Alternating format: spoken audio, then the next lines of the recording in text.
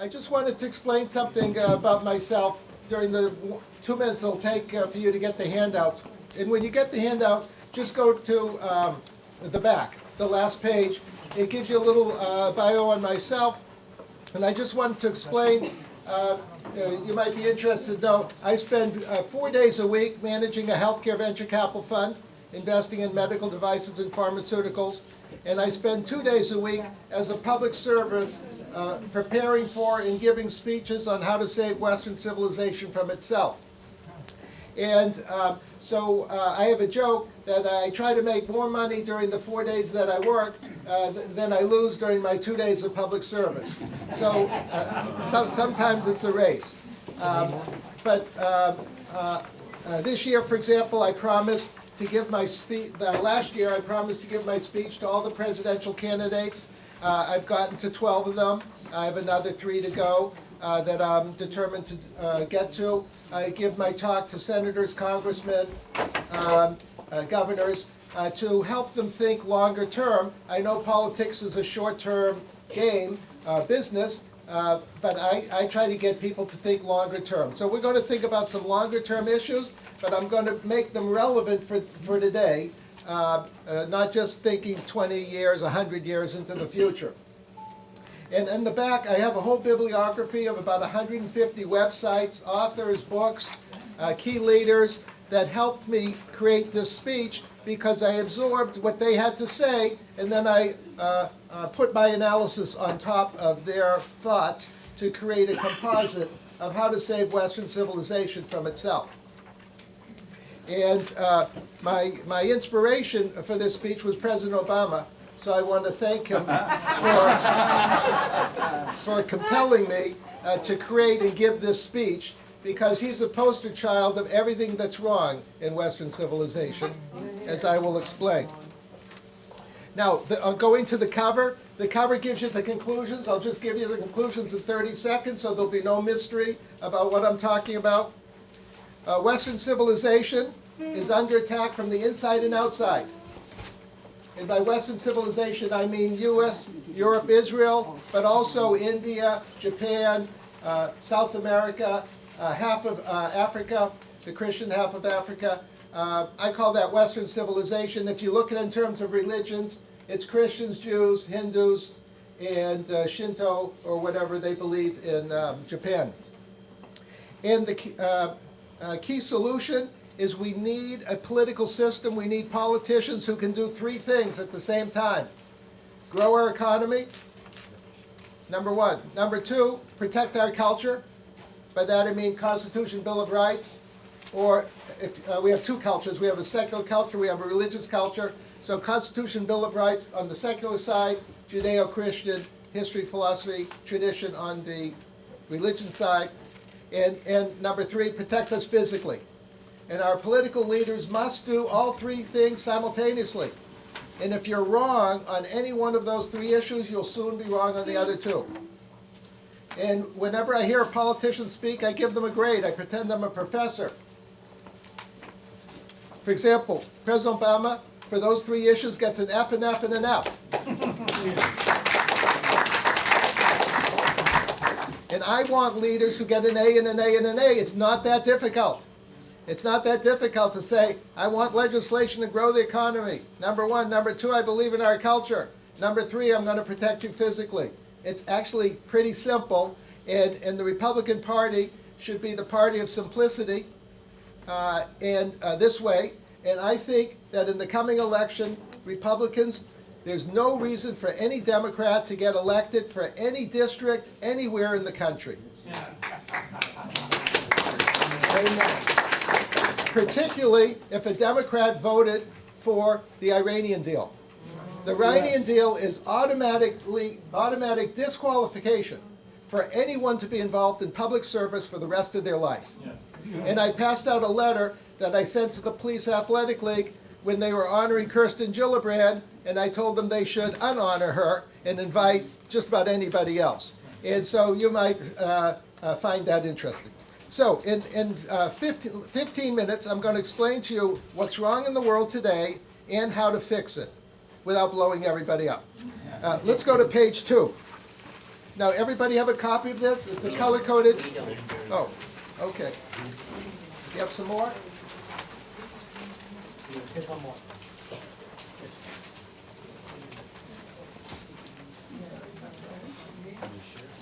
Everyone now have a copy? Page 2. Okay, page 2. All of you here are what I call rational centrists because you believe in the rule of law and the Constitution, Bill of Rights. Congratulations, you should be very proud of yourselves. Unfortunately, you're only 1/3 of the population. 2/3, in other words, you're normal. 2/3 of the people are not normal. They believe in false narratives. So what are the big false narratives in the world today? Color-coded red, socialists, progressives, liberals, communists. The Democratic Party pretends to be the Democratic Party. It's not the Democratic Party. It's the Socialist Workers' Party pretending to be the Democratic Party. And these people believe in intergenerational theft. In other words, I'm going to give you a benefit today. I don't have any money. And I'm going to borrow the money from the children, grandchildren, great-grandchildren, great-great-great-grandchildren. Doesn't matter. They don't exist. They don't vote. Doesn't matter. It's called modern-day taxation without representation. We're going to steal their money, buy your votes today. We don't care what happens to them. It's a party that's inherently unethical and immoral. Color-coded blue, United Nations, worldwide socialists, liberals, progressives, communists, dictatorships. Should be closed out. There's no reason to have the UN anymore. It's an enemy of Western civilization. Color-coded white for the surrender flag are the isolationists who say we have ocean over here and ocean over there and friendly Canadians up there and friendly Mexicans down there. What's the problem? Well, the problem is that when terror organizations want to kill you or destroy your civilization, you can't pretend them away. They know how to swim or take boats or fly airplanes, and they're going to come and get you or us. And so that's a false narrative. And then we have the false narrative political Islam. There's 4 worldwide terror organizations that have promised to take over the world. Or in using their terminology, Christians, Jews, and Hindus will convert to Islam or we're going to kill them. Who are the 4 worldwide terror organizations? Iran, #1 terror organization in the world. Number 2, Al-Qaeda, ISIS, #2 terror organization. Number 3, a Muslim Brotherhood, financed by Turkey and Qatar. Number 4, Saudi Wahhabis who control most of the mosques in the U.S., mistraining their children. These 4 terror organizations are all represent an existential risk to America. They all must be defeated or we will be defeated. The world's not big enough for them and us. Go to the next page, page 3. The 4 terror organizations use 5 strategies to destroy Western civilization. Strategy number 1 is physical war, obviously. Number 2, intellectual war. You also can fight with words. You don't have to just fight with bullets. Number 3, financial war. You can fight with dollars. BDS, for example, against Israel. Boycott, divestment, sanctions of Israel. That's economic war. Legal war. You can sue people. Number 5, demographic war. Turkey shipped 1 million Muslims to Germany in the last bunch of months, in effect declaring demographic war against Germany. What did Germany do? It opened the doors. Hello? Why would you want to do that? Germany should have sent its whole navy, both of its ships, to the coast of Turkey, and should have said, they're Muslims, they're staying with you. They're your culture, they're staying with you. You're not shipping them to us and declaring demographic war. And now the percentage of rapes in Europe is now sky high. Stockholm is the rape capital of the world. Why? Well, how can you do that to your own people? Failure of leadership. Next page. Page 4. I go to Israel every 2 months, so I'm acquainted with both the politics and military situation in Israel, and I'm able to contrast it with America. Israel's the eastern border of Western civilization. It must stay strong because it protects us from the barbarians. And Israel itself is fighting a 10-front war for its existence. Number 1, Iranian nukes. Number 2, Palestinian Authority, nonstop low-intensity terrorism. Number 3, cyber. Number 4, ISIS threatening Jordan, which is an important buffer state for Israel. 5, Al-Qaeda, ISIS in Iran trying to take over the Sinai. Number 6, the Muslim Brotherhood, Hamas, called Hamas in the region, took over Gaza. Number 7, the Bedouins financed by the Muslim Brotherhood are stealing all the land in the south, desert, Negev. Number 8, Israel has to protect its gas fields.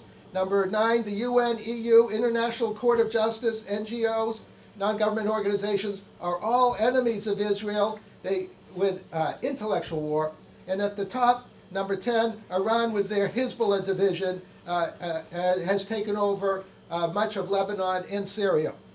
This is a mess, but Israel knows it's a mess. It has very dedicated army and police and FBI equivalent protecting the country. Now let's go to the next page. What Americans don't know is that Americans fighting the same war that Israel's fighting, also fighting on 10 fronts, and we're losing on every front. The next president's walking into a mess that he has no comprehension of. The next president's going to be a war president because we're in World War III, and we're going to have to fight it as if we're in World War III. Number 1, we have to protect ourselves from Iranian nukes that they're building with our money. Our government is about to hand over $150 billion to the #1 terror organization in the world, Iran, which is an illegal act by the U.S. government because Iran is a terror organization, and if you provide material support for terrorism, it's a felony, you go to jail. The whole Democratic Party should go to jail for this Iranian agreement. By the way, Iran never signed the agreement. Hello? You want to ship $150 billion to the #1 state sponsor of terror, and they didn't even sign the agreement? You must be crazy. And that's why I say every single Democrat who supported this deal should be out of the government forever. Automatic disqualifications for anybody to be in higher office. Number 2, the UN is an enemy of America, not just Israel and other countries. Should be closed down, and we should use it for condos. Number 3, the Muslim Brotherhood. The Muslim Brotherhood's in jail in Egypt. How come they're in jail in Egypt and we allow them to run around in the U.S.? Number 4, President Obama, sometimes with Republican help, is importing European socialism. Well, the Europeans can't afford socialism. Why can we afford socialism? Number 5, Iran has a base in Venezuela for narco-terrorism, and they have 80 cultural centers around Latin America. I have no idea what they do in these cultural centers, but I can tell you this, it has nothing to do with culture. These are terror tentacles to take over Latin America and then take over our southern borders and then invade America. Number 6, we have no missile defense to protect from Iranian nuclear attack in 10 years, maybe 5 years. They just tested an ICBM. ICBM's only to reach America, and it's only for nukes. You don't build an ICBM for any other reason than to put a nuclear bomb on top and to blow up America. They already have missiles that can reach Israel and Europe. That had America's name on it, and America did nothing. Number 7, 80% of mosques controlled by Saudi Wahhabis or Muslim Brotherhood. They have to be monitored so that if they teach hate to their children, they have to be stopped. I'm very proud of France. I read in the newspaper in the last few months they closed 120 of 2,000 mosques. Well, good for them, but what were they waiting for? By the way, the #1 victim of political Islam are Muslims. By the way, it's not just to save Christians and Jews and Hindus, it's to save Muslims. I back calculated the last 100 years with a historian friend of mine. 10 million people killed by political Islam, 85% were Muslims. 10% were Christians, 5% were Jews. Number 8, Iran, Al-Qaeda, ISIS just walking across the Rio Grande. The border's open. Number 9, North Korea developing nukes and sharing the technology with Iran. Why would we allow that? Number 10, cyber agents from China, Russia, North Korea, and Iran attacking us every second of every day. Let's go to the next page. I'll finish in 2 minutes. Page 6. There's 16 reasons why the Obama administration Iranian negotiating strategy is immoral and unethical. Look at the left-hand column where it says policy, and let's see who gets abandoned by the Iranian nuclear strategy. Well, President Obama abandoned Sunni Muslims, which are 85% of Muslims. He abandoned Syria, Lebanon, Iraq, Kurds, Yazidis, Yemen, Saudi Arabia, Egyptians, Israel, Latin America, the Iranian people, Europe, Christians, Iranian terror victims, Democrats, Congress, and U.S. future generations. It's not easy to abandon every single group there is in the world and get away with it. This is the most immoral and unethical policy I've ever seen. I'm not a historian, but I'll just guess if I were a historian, no one has done something this immoral and unethical in the history of the world. You wouldn't know it from watching any normal TV or reading any normal newspaper. But this will go down in history as the biggest mistake ever made since the Trojan War. Remember the Trojan horse with all the Greek soldiers? Biggest mistake in 3,000 years. Okay, page 7. Let me just conclude. I already highlighted this, I'll just highlight again. I make sure every politician that I talk to reads this or focuses on this. Just look at the bold print. Maximize economic growth. Protect the people intellectually, culturally. Protect the people physically.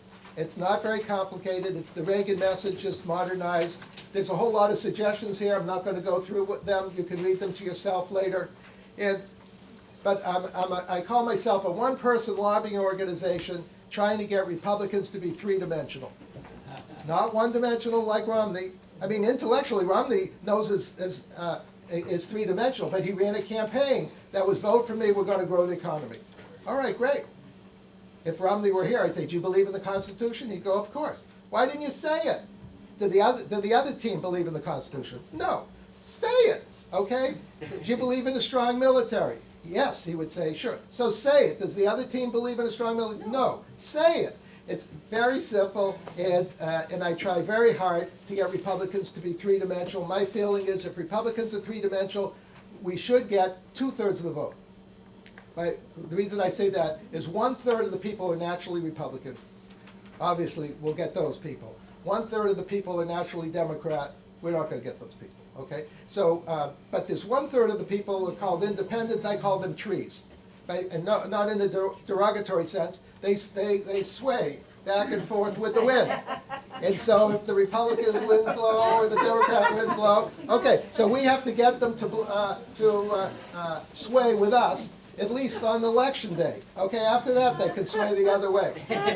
But Republicans should get the 1/3 of the people that I call normal, plus the 1/3 of the people that I call trees, and we should get 2/3 of the vote in every district, in every state of the country. And so we have a lot of work to do that. But anyways, it was great to be here. Phil, thanks for having me tonight. Thank you very much.